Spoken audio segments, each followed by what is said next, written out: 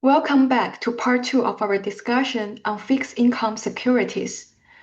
In part 1, we laid the foundation. We started with the basics of what bonds are, then worked through how to value coupon bonds, zero coupon bonds, and semi-annual bonds. We also saw how bond prices react when interest rates change, sometimes trading at discount, at par, or at a premium. And we wrapped up with an exercise on semi-annual coupon bonds that showed how compounding frequency affects valuation. Now, in part 2, we are going to take the next step.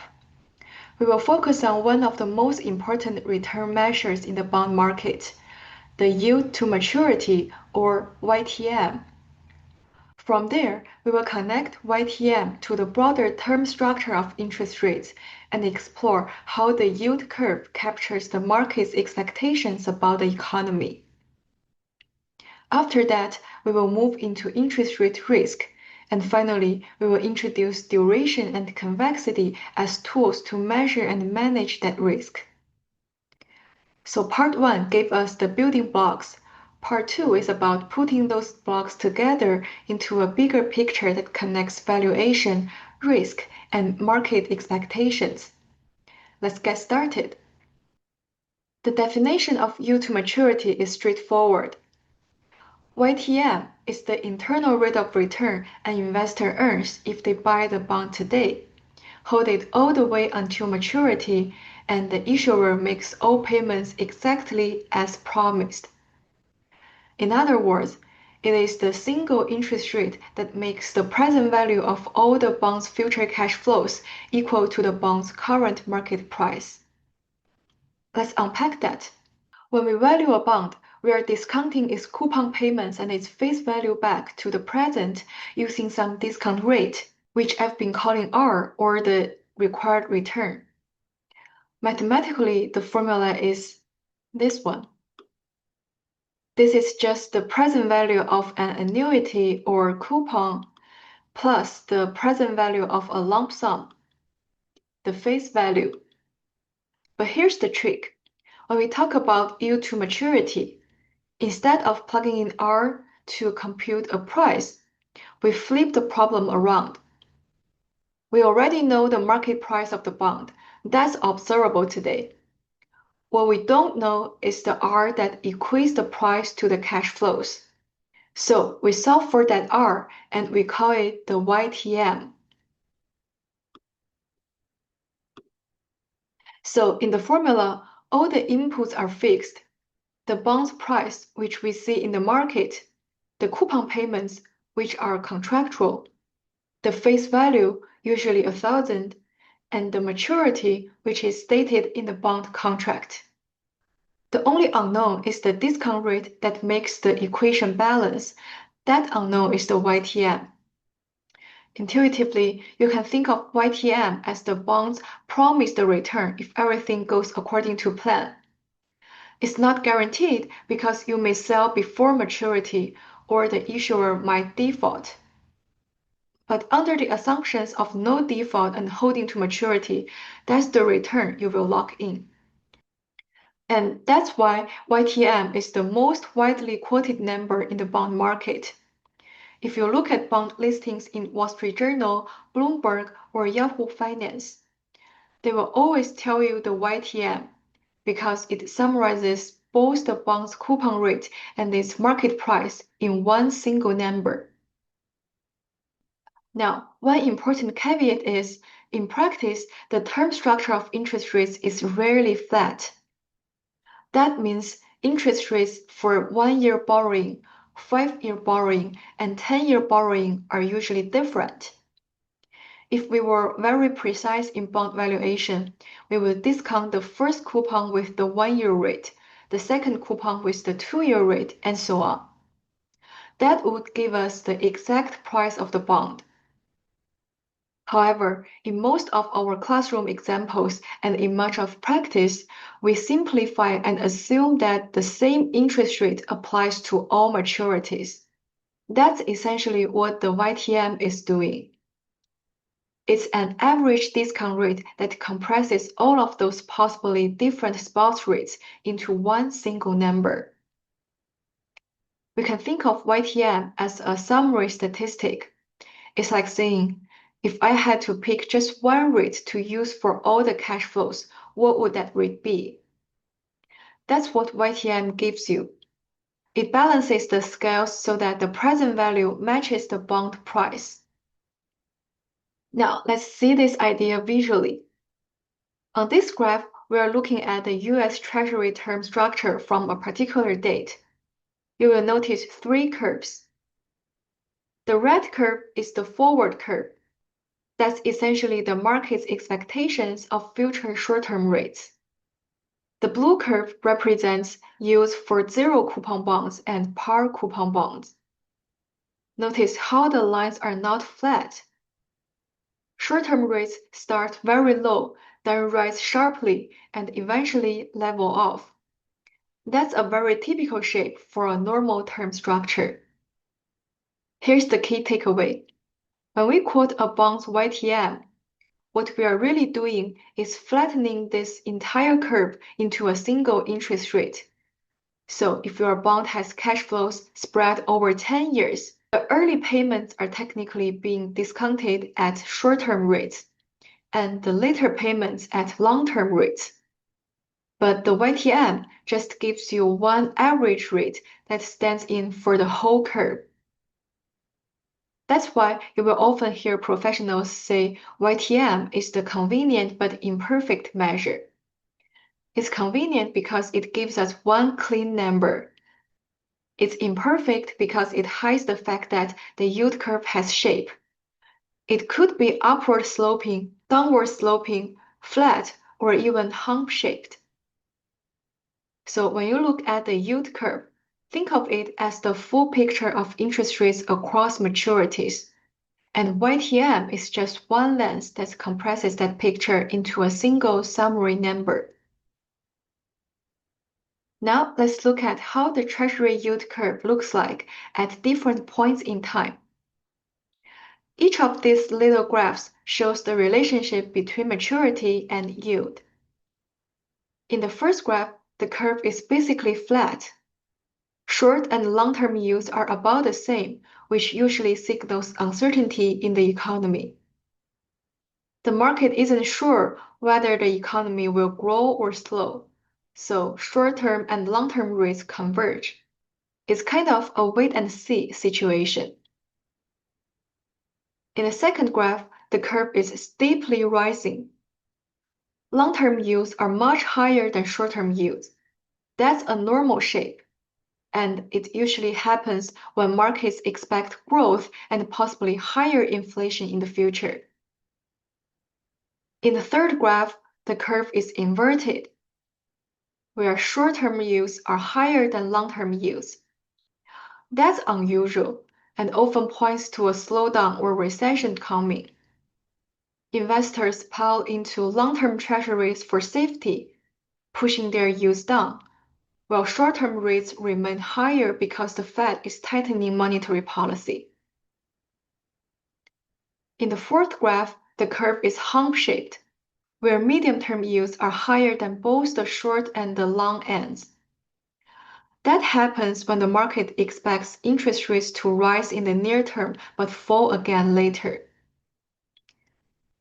So the key takeaways from those graphs is that the yield curve isn't fixed. It changes shape depending on market conditions. And those shapes can tell us a lot about what investors expect for growth, inflation, and risk. Finally, let's make an important distinction between YTM and holding period return, or HPR. YTM is the average return you expect if you hold the bond all the way to maturity. It depends only on three things: the coupon rate, the maturity, and the par value. And all of those are observable today. HPR, on the other hand, is the actual return you get over your own investment horizon. If you sell the bond before maturity, your return depends on the market price at that time, which is uncertain. So YTM is a nice clean measure, but it assumes you commit to holding until maturity. HPR reflects real-world behavior, where investors may buy and sell before maturity, and that introduces price risk. So now we've laid the foundation with yield to maturity. Let's zoom out and look at the broader picture, the yield curve. The yield curve is simply a graph that plots bond yields across different maturities. Imagine lining up US Treasury bonds of 3 months, 1 year, 5 years, 10 years, and 30 years. Each has a yield, and if we connect those dots, we get the yield curve. There are 3 common shapes. A normal yield curve, which is upward sloping. Longer-term yields are higher than short-term yields. This usually reflects expectations of growth and possibly rising inflation in the future. Second, a flat yield curve, where short-term and long-term yields are almost the same. That signals uncertainty about the direction of the economy. And finally, an inverted yield curve, which slopes downward. Short-term yields are higher than long-term yields. Historically, this has been a warning sign for recessions. So, the shape of the yield curve gives us information not just about interest rates, but about investor expectations of the entire economy. In this slide, we see a simple but powerful graph comparing a normal yield curve with an inverted yield curve. Look at the solid line, that's the normal curve. It slopes upward, which means as maturity increases, yield increases. Why this is the case? Because investors demand extra compensation called a term premium for tying up money longer. They also expect inflation and interest rates to rise in the future, which pushes up long-term yields. Now look at the dotted line, the inverted curve. It slopes downward, where short-term yields are higher than long-term yields. Why would that happen? This is usually because the central bank has raised short-term rates aggressively to fight inflation. Meanwhile, investors expect weak growth in the future, so they pile into long-term treasuries, driving those yields lower. So the intuition here is, a normal yield curve is a sign of optimism about growth, and an inverted yield curve is a sign of pessimism, often pointing toward a slowdown or recession. Now, we want to ask, what causes the yield curve to invert? There are often 3 main drivers. First of all, tight monetary policy. The Federal Reserve raises short-term interest rates to control inflation. That pushes up the front end of the curve. Secondly, recession expectations. Investors expect weaker growth in the future, so they buy long-term bonds for safety. That increases demand for long-term treasuries and pushes their yields down. Thirdly, risk aversion. When there's uncertainty, investors prefer the safety of long-term government bonds, again driving down long-term yields. The combination of higher short-term rates and lower long-term rates causes the inversion. Next, the question is, why does this matter? An inverted yield curve has several important economic impacts. It's often seen as a recession predictor. Historically, most recessions in the US were preceded by an inversion. It also hurts the banking sector. Banks borrow short-term and lend long-term. When the curve inverts, their profit margins shrink. so they cut back on lending. That tightens credit conditions and slows the economy further. Furthermore, it affects the stock market. Equity investors see an inverted curve as a warning signal, so they often reduce risk exposure. Stock prices can fall and volatility increases. So the yield curve doesn't just describe interest rates, it's tied to real economic. Therefore, the yield curve doesn't just describe interest rates. Therefore, the yield curve doesn't just describe. Therefore, the yield curve doesn't just describe interest rates, it's tied to real economic outcomes.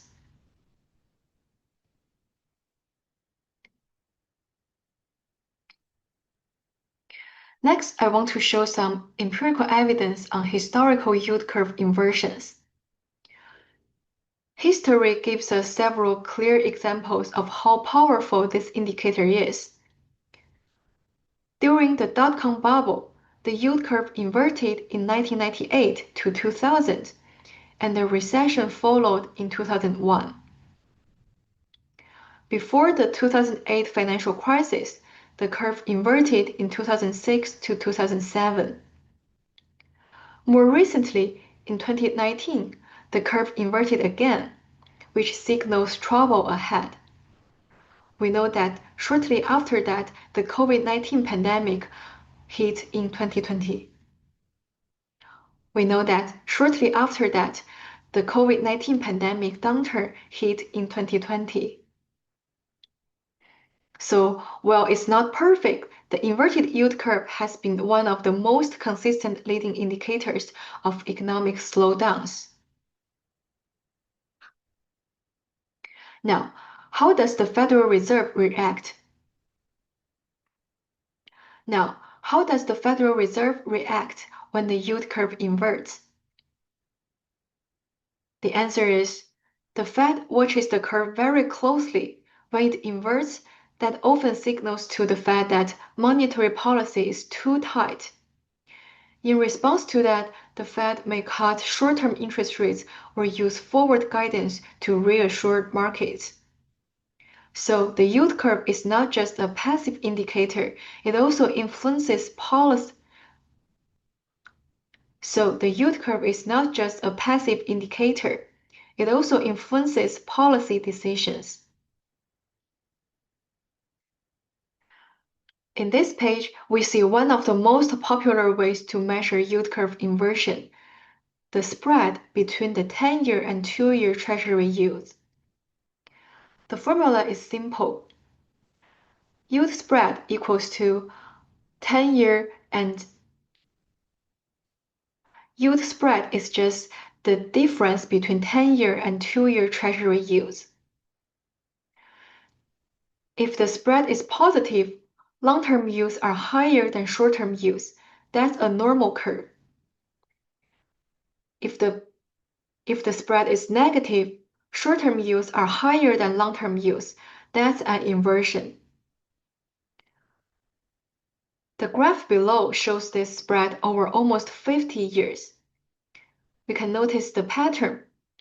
Every time the spread dips below zero, meaning the curve inverted, a recession followed not long after, where recession is indicated as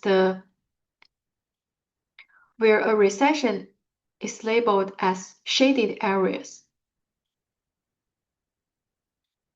Intuitively, the 10-year yield reflects expectations for growth and inflation far into the future, while the 2-year yield is heavily influenced by Federal Reserve policy.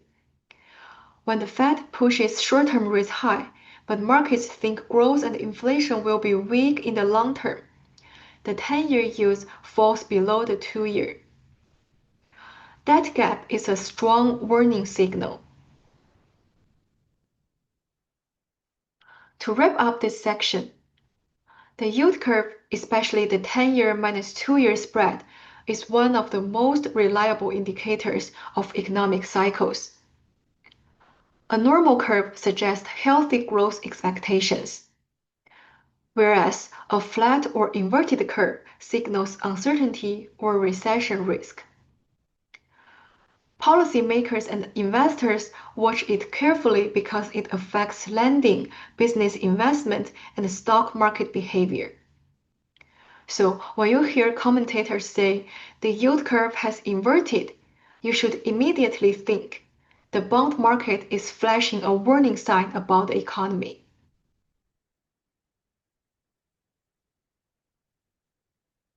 So far, we've looked at how yields are determined and how the yield curve tells us about expectations of the economy.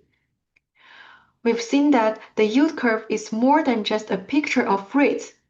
It can signal recessions, influence the stock market, and even shape Federal Reserve policy. Now we are going to shift gears a little. Instead of asking, what do yields tell us about the economy? Let's flip the perspective and ask, how do changes in yields affect us as bond investors? This brings us to the concept of interest rate risk.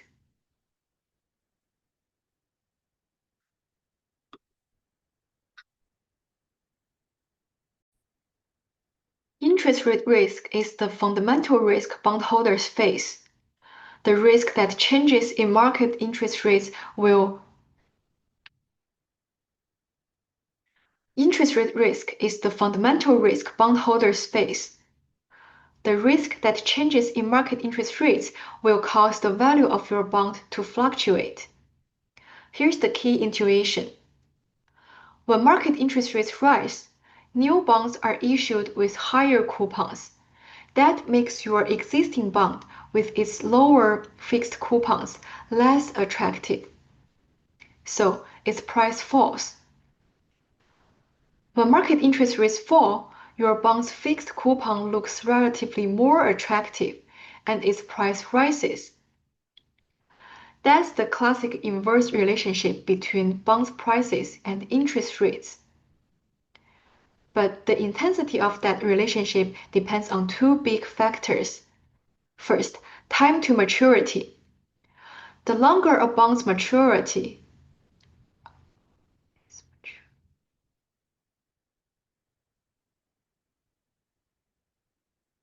the longer the bond's maturity is, the more its price will swing.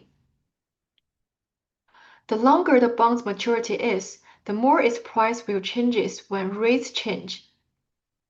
Why? Because you have more future cash flows being discounted at the new rate, so the price impact compounds over time.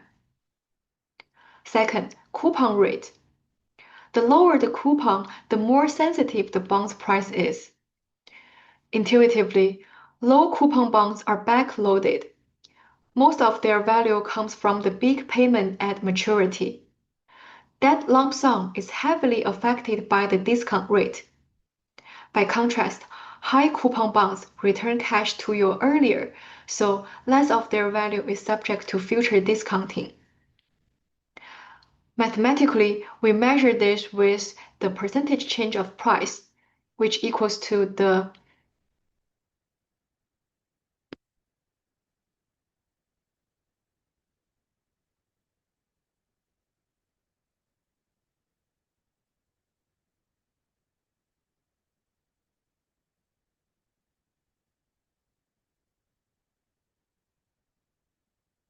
Mathematically, we measure this with the percentage change of price, which equals to the new price minus old price divided by old price, which tells us the percentage change in price.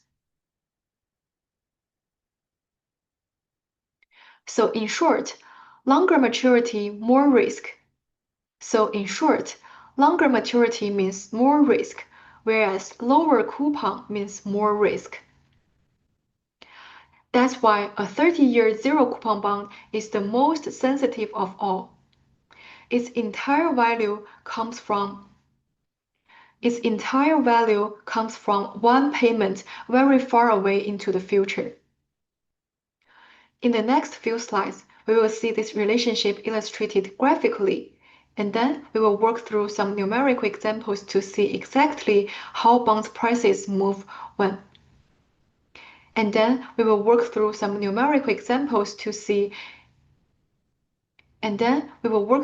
numerical examples to see exactly how bond prices move when interest rates change.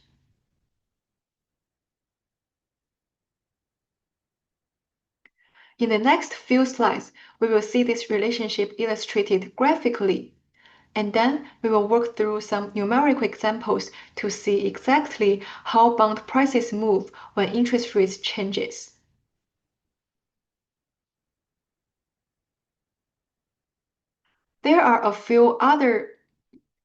But before that, there are a few other useful properties to remember.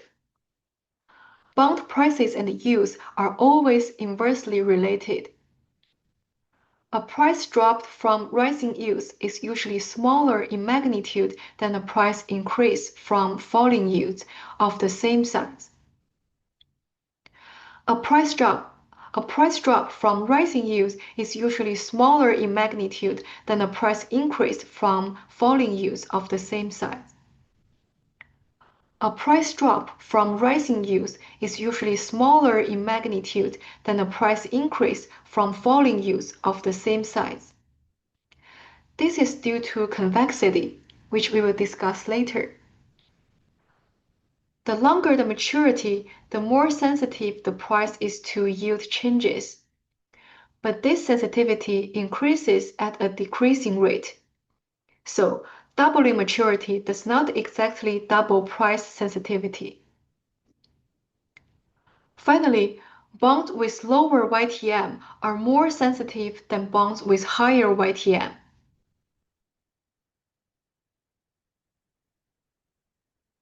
Now, let's make the idea of interest rate risk more concrete with an example. Here we are looking at how the price of a bond responds to changes in yield. Notice that the relationship is not a straight line. The bond's price doesn't fall in a perfectly linear way as yields go up. Instead, the curve is bowed outward. This is what we call convexity. The intuition is simple. When interest rates fall, bond prices rise by a larger amount. But when interest rates rise, bond prices fall by a smaller amount of the same size. So the gains from falling yields are bigger than the losses from rising yields. This curvature is important because it tells us that interest rate risk is This curvature is important because it tells us that interest rate risk isn't perfectly symmetrical. Convexity is actually a benefit to bondholders because it cushions the downside and enhances the upside.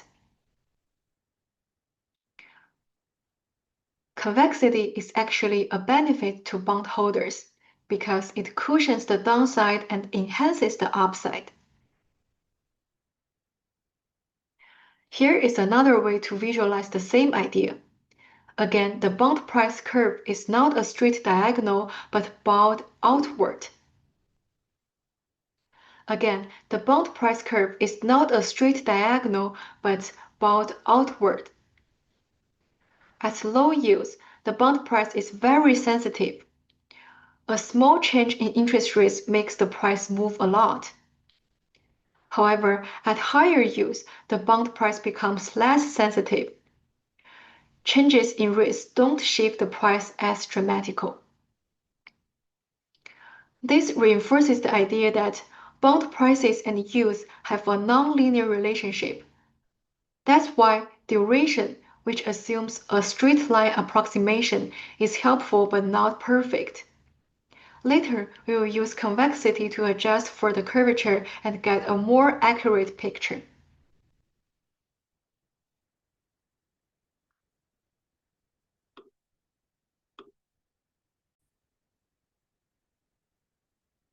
Now, Let's work through an exercise to really see interest rate risk in action.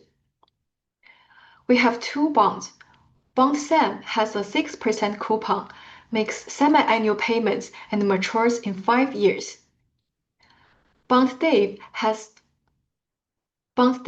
also has a 6% coupon with semi-annual payments but matures in 18 years.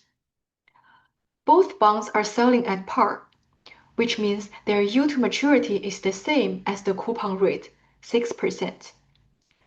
Now suppose interest rates suddenly rise by 2 percentage points up to 8%.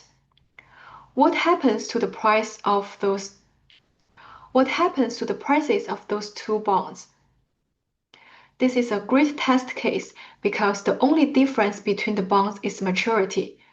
That lets us isolate the impact of time to maturity on interest rate risk. Alright, let's finish this example and see exactly how to calculate.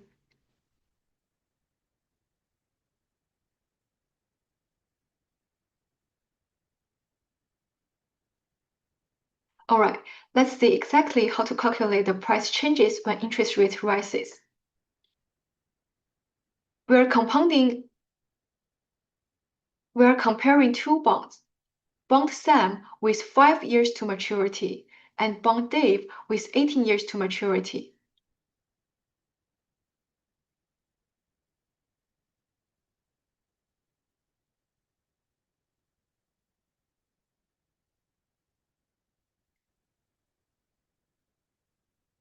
Let's do Bond Sam first. Let's do Bond Sam.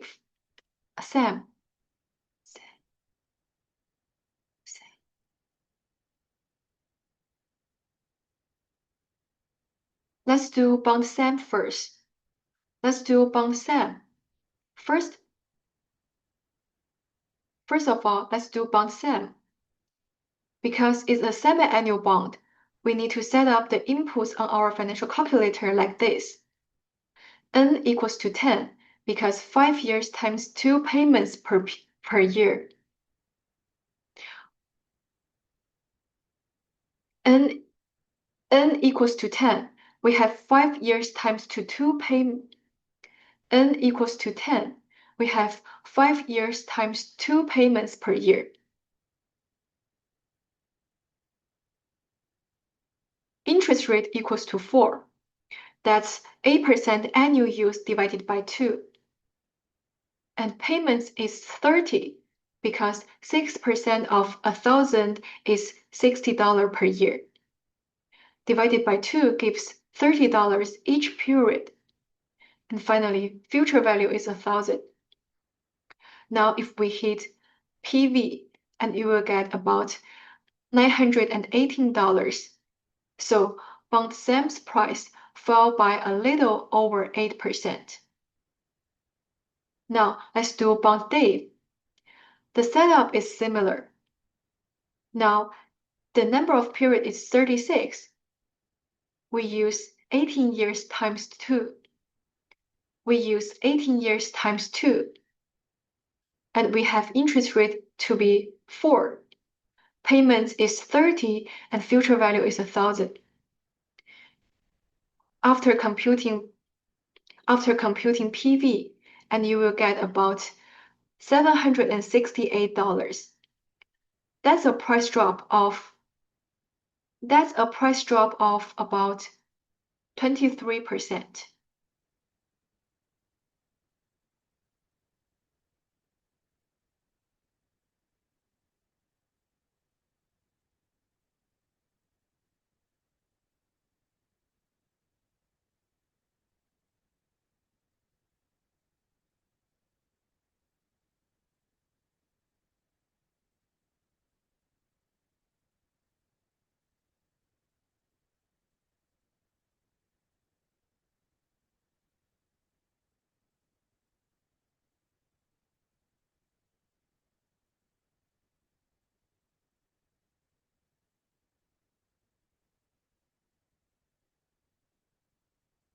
After computing PV, and you will get about $810.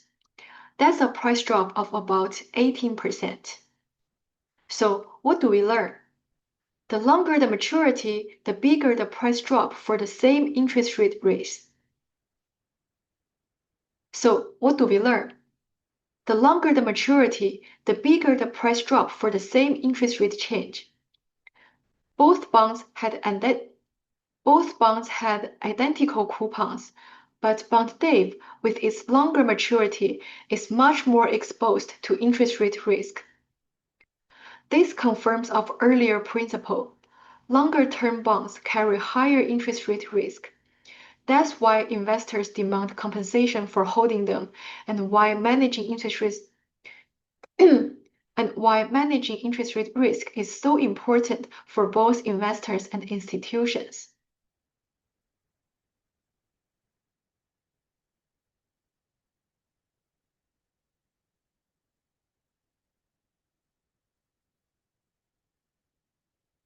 So now we've just seen that some bonds are much more sensitive to interest rate changes than others.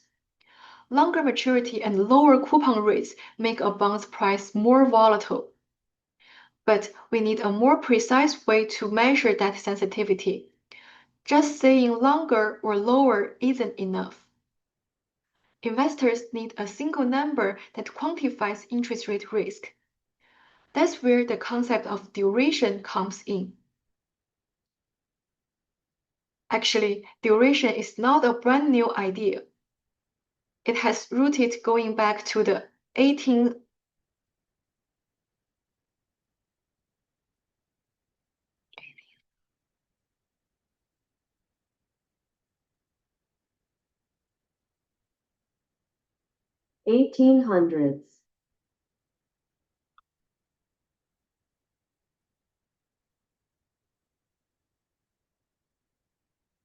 Going back to 1800s.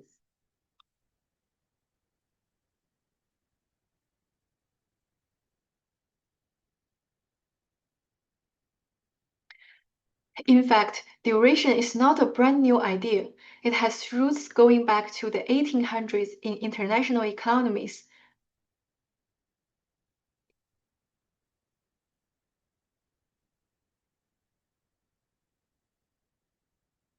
In fact, duration is not a brand new idea. It has roots going back to the 1800s in international economics as a way of reducing exchange rate risk.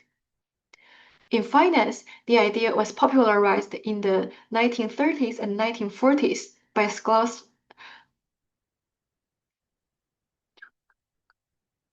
Frederick Macaulay. In finance, the idea was popularized in the 1930s and 1940s by scholars like Frederick Macaulay, who suggested measuring the life of a bond not just by its maturity, but by the weighted average time of its cash flows. Later economists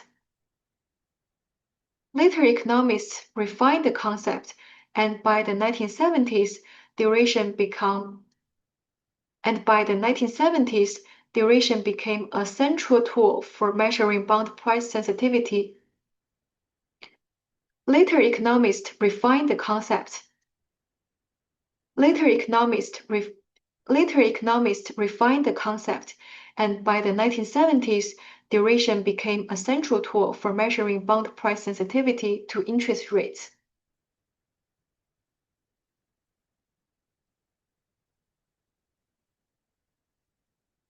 Now, let's define duration formally. It is a measure of the price sensitivity of a bond to changes in interest rates.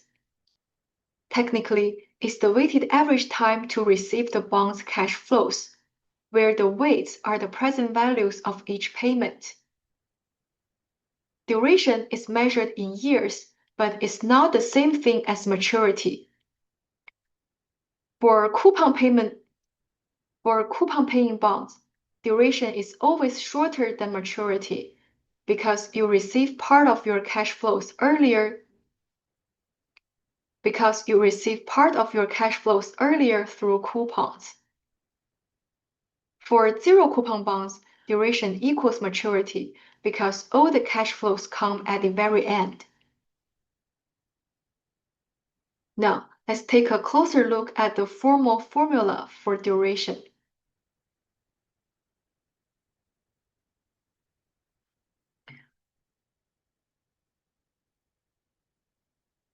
At first, this may look intimidating, but the intuition is very simple. Each cash flow CF is discounted back.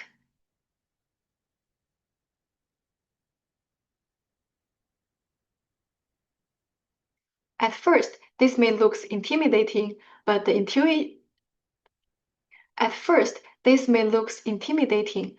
the intuition is actually very simple.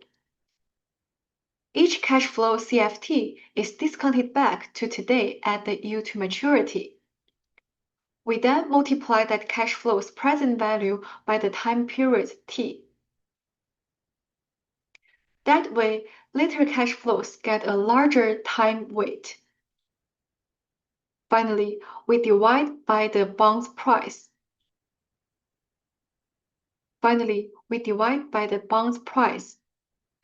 This step turns this into weights that sum to 1. That step turns this into weights that sum to 1, just like probabilities in statistics. So, effectively, duration is the weighted average time until you get paid, where the weights are how important each cash flows is in today's dollars. Where the weights are how important each cash flow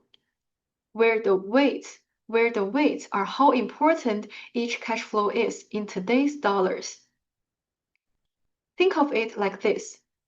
If most of your cash flows come later, like in a low coupon or zero coupon bond, duration will be long. If a lot of your cash flows come earlier, like in a high coupon bond, duration will be shorter.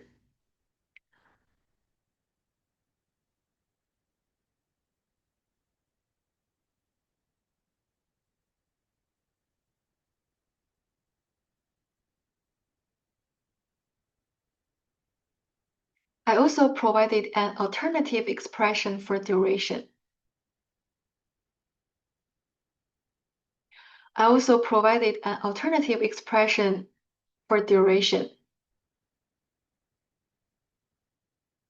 This tells us the same thing in calculus language.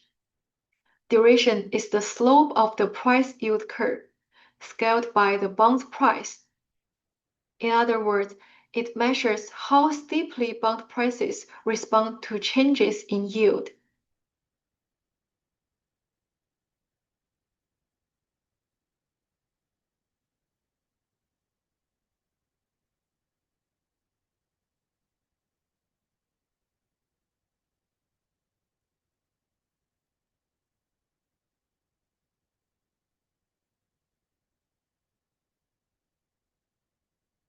Now, let's make this concept even more practical with modified duration.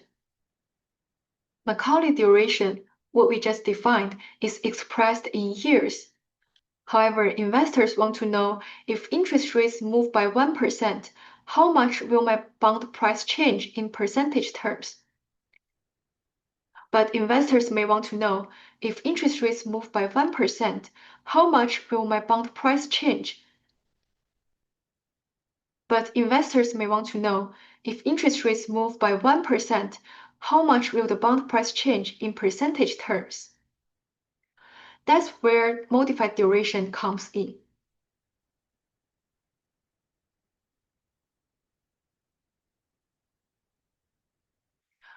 The modified duration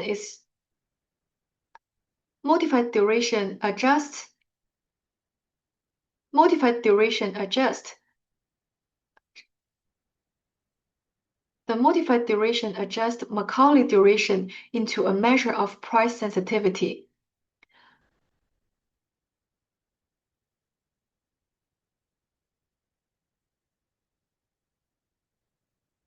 It is equal to the duration divided by 1 plus YTM. And here is the simple approximation rule.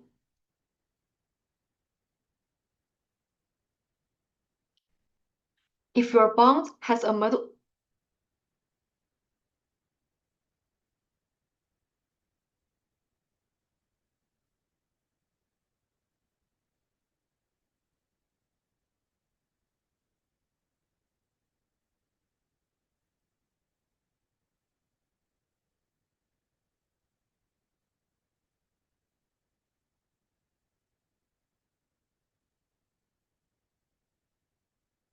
If we want to estimate the percentage bond price change given a change in YTM, we can just simply multiply the negative of modified duration by the change in YTM. So if your bond has a modified duration of 7 and use increases by 1%, your bond's price will fall by about 7%. If use decrease by 1%, the price rises about 7%. Intuitively, think of modified duration as a multiplier. It tells you how much your bond's price will move for a given change. It tells you how much your bond's price will move for a given change in interest rates. Now, keep in mind this is a linear approximation because the price yield curve is curved or convex. The actual price change will be slightly different. Specifically, will be larger when yields fall, smaller when yields rise. That's why later we will introduce convexity to refine this estimate.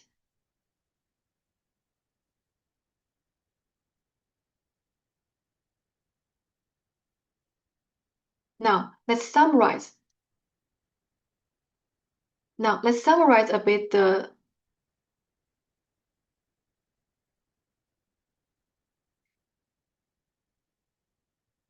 Now, let's summarize a bit about the duration of bonds. A zero coupon bond has duration equal to its maturity because all the value is concentrated at one point. A straight coupon bond has duration less than maturity because coupon payments pull the weighted average earlier. Duration tells us how quickly we can get your money back. Duration actually tells you how quickly you can get your money back in present value terms. The higher the duration, the riskier the bond in terms of price volatility.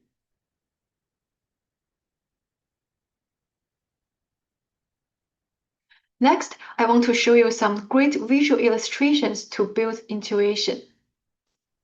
Let's start with a zero coupon bond. Think about a seesaw or a balance beam. On one side, you have the money you pay for the bond today. On the other side, you place the bond's future cash flows along a timeline. The fulcrum, the balancing point of the seesaw, represents the bond's duration. For a zero coupon bond, there are no coupon payments along the way. You get just one single payment at maturity. That means all of the weight is placed at one point, way out in the future. In order to balance the seesaw, the fulcrum has to sit right underneath that one future payment. This is why for a zero coupon bond, the duration equals its maturity. All of the value is concentrated at one point in time. Now, compare that to a straight coupon bond. Here, you don't just get money back at maturity. Instead, you also receive coupon payments every year. Visually, this looks like having several smaller weights placed along the timeline, plus a larger weight at the end of the timeline. Also, there's a larger weight at the end for the face value. Visually, this looks like having several smaller weights placed along the timeline, plus a larger weight at the end for the face value. Because Because some of the money is returned earlier through coupons, the average timing of cash flows shifts closer to today. So when you balance the seesaw, the fulcrum, the duration has to move left toward the present. That's why coupon bonds always have a duration that is shorter than their maturity. And notice that the higher the coupon rate, the more weight is placed earlier in the timeline, and the shorter the duration becomes. Now, let's think about how duration changes over time. Every time you receive a coupon, that payment disappears from the future timeline. Imagine pulling one of those little weights off the seesaw. When that happens, the seesaw becomes unbalanced. So the fulcrum, the duration, has to shift slightly to the right in order to balance again. That means duration jumps up immediately after a coupon is paid, because now the remaining cash flows are relatively further away.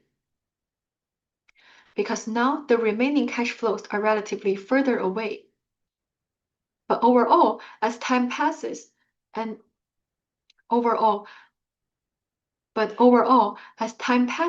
the bond moves closer to maturity, duration keeps trending downward. Think of it as a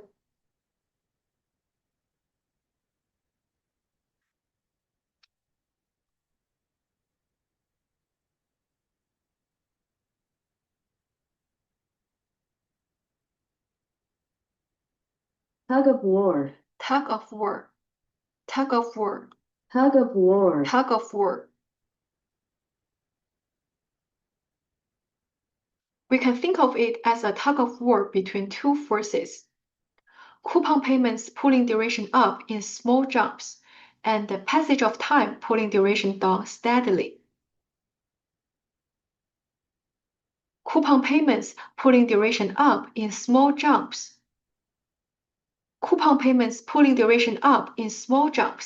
And the passage of time pulling duration down steadily.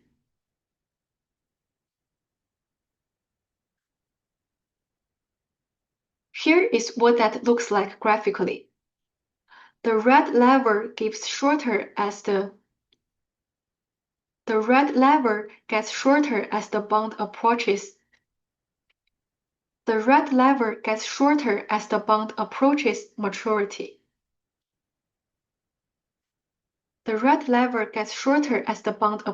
Maturity.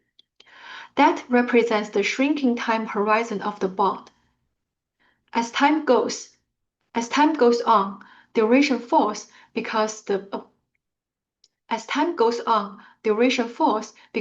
average time of cash flows is getting shorter.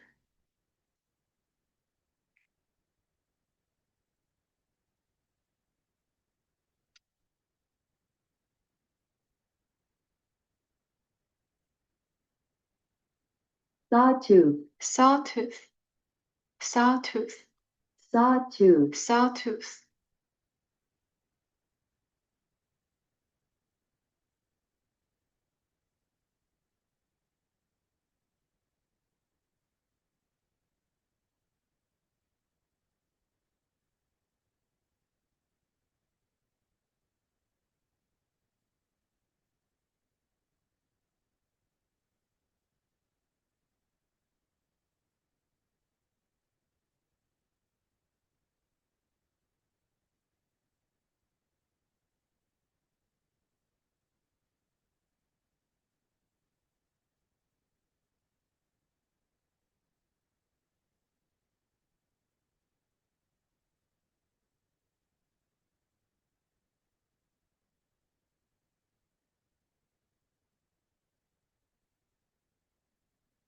Each time a coupon is paid, the duration increases slightly because one near-term payment has been removed.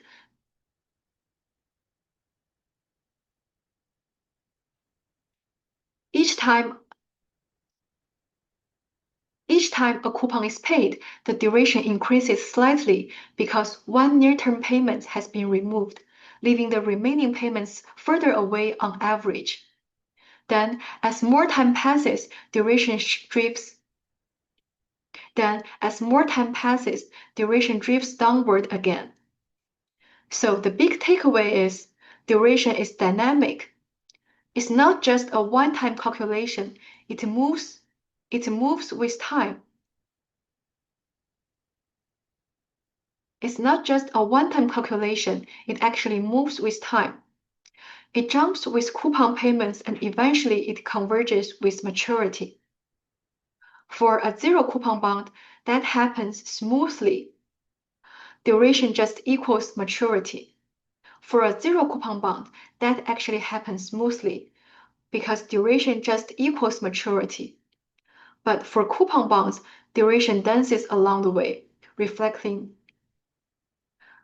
But for coupon bonds, duration changes along the way, reflecting the timing of all those cash flows.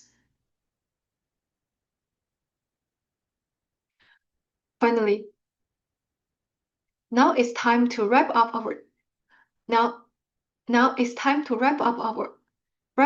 discussion. Now it's time to wrap up our discussion of fixed income securities by stepping back to the big picture. At the very beginning, we said that fixed income securities are contracts. It's just like pieces of paper that promise fixed cash flows on fixed dates. That's what makes them different from stocks.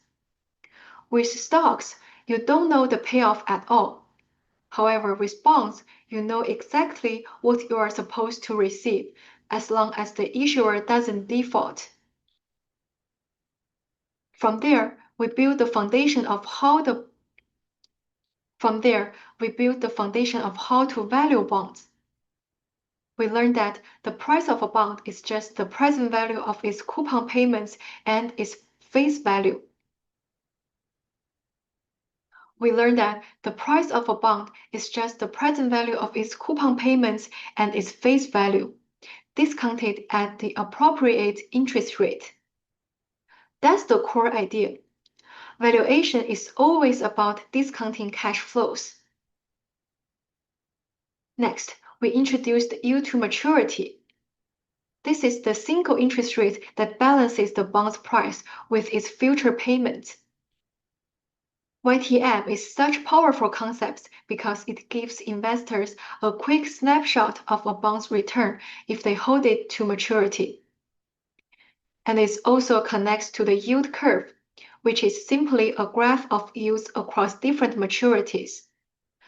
The shape of the yield curve, normal, flat, or inverted, gives us important signals about the economy. In fact, an inverted yield curve has historically been one of the best predictors of recessions. We then shifted to risk. We saw that bond prices and yields move in opposite directions. When interest rates rise, bond prices fall, whereas when rates fall, bond prices rise. That inverse relationship is the source of interest rate risk. And we learned that long-term low coupon bonds are the most sensitive to rate changes. Finally, we introduced duration and convexity. These are the tools investors use to measure and manage that sensitivity. Duration gives us the weighted average time of cash flows, and it tells us Duration gives us the weighted average time of cash flows, and it tells us approximately how much a bond's price will change for a given change in interest rates. Convexity refines that estimate by accounting for the curvature of the price-yield relationship. Together, they allow us to quantify interest rate risk in a precise way. So if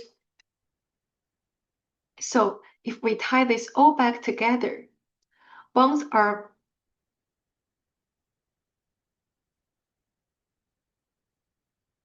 That's the big picture of fixed income securities. As we move forward in this course, keep this framework in mind. As we move forward in this course, make sure to keep this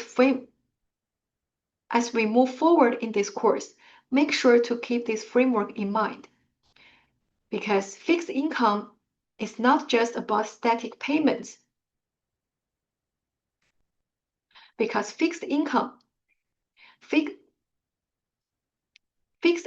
is not just about static payments. It's about understanding how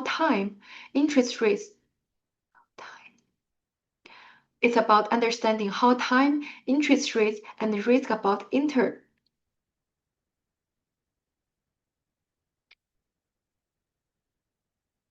It's about understanding how time, interest rates, and risk all interact to shape value.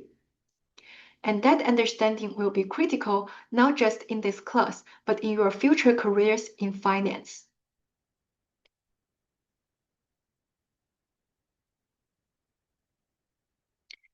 Thank you for watching, and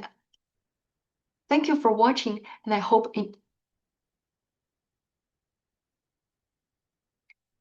Thank you for watching, and I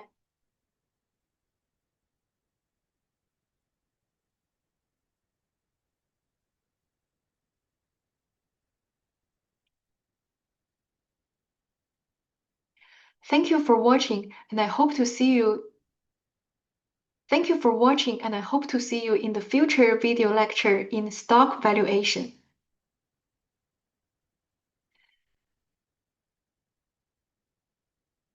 Alright, thank you for watching, and I hope to see you again in the future video lecture in stock valuation. Alright, thank you for watching, and I hope to see you again in the future lecture. Alright, thank you for watching. And I hope to see you again in future lecture. Alright, thank you for watching, and I hope to see you again in future lecture of stock valuation.